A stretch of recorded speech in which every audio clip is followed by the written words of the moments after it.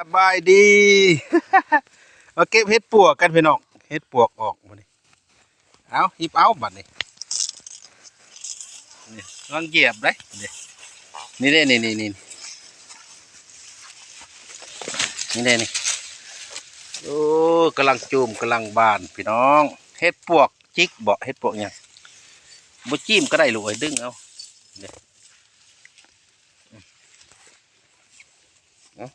อันนี้หามดอกจุ่มเนาะเบิ้งมาทุกทีเอาเหยียบเลยได้หามตัวเหยียบเลยแต่พี่มาเอาพี่บอลมันแป้นพี่ลูก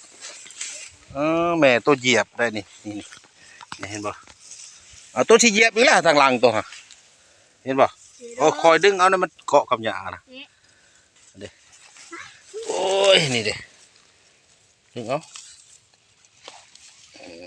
ใส่กระตาน้ำคอยดึงขึ้นดึงเอารถมันเต็มกระมือแล้วก็ไม่ใช่กระตาแล้วเฮ้ยเอาเบิ่งคักๆได้นี่ดอกนี่เอาดอกละหญ้าหกเฮ็ดปวกออกแล้วเด้อพี่น้องเอ้ยเฮ็ดปวกออกน้ำสวน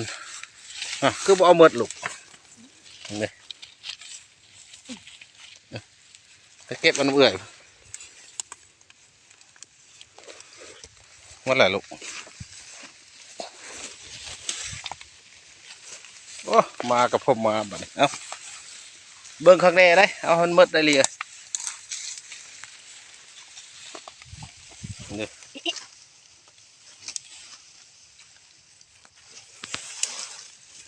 บ้านก็มีจุ่มก็มีเนาะมาได้ไม่หามพี่นี่เด็ด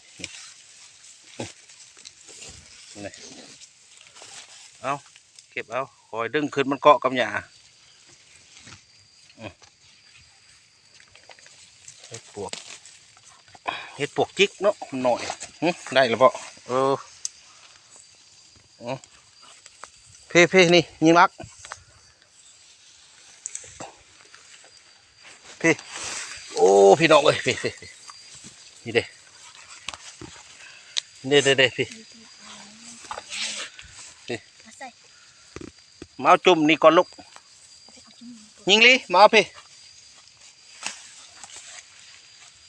จิมมี่มาเอาน้ำเบื่อเดี๋ยวระวังเหยียบได้พี่เอาตัวนั้นก็ได้ตัวเบิ่งคักแดได้นี่เด้ยิงลักนี่เหยียบมาทางนี้ลูกเอา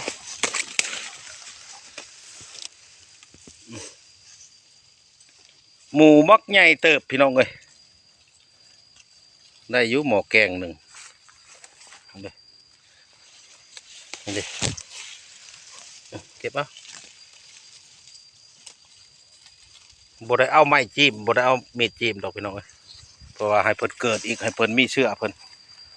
นมีเชื้อเฮ็ดพี่หมูนี่พี่ข้างในนี่ดิมันบอกบึงดูในข่างมันทะลุยิงเลยบึงดูเห็นหรือเปล่า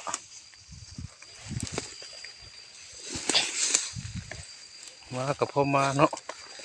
จะหาซอยกันเมื่อไรบ่บึงดูลูกเด้ดอกดอกยาบ่เก็บเอาบุมดนะครับ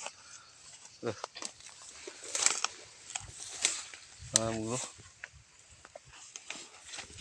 เห็นบ่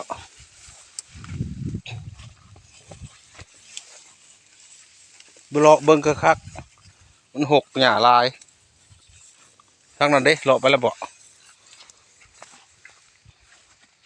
เห็นบ่เลยน้ำไม้กระเซนมาแกงน้ำไม้กระเซนฮันเด้โซ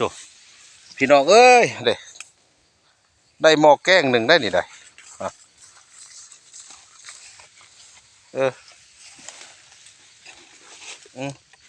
เอาพายเอาไป เลาะเบิ่งคักแล้วบ่หึไปเมื่อบัดนี้ เอาไปนี่มันใช่ พวกได้แกล้งน้อยหนึ่งพี่น้องเอ้ยไปกินแล้วจะจิบไปหาต่ออีกไปเอาน้ำมันกระแทนก็ได้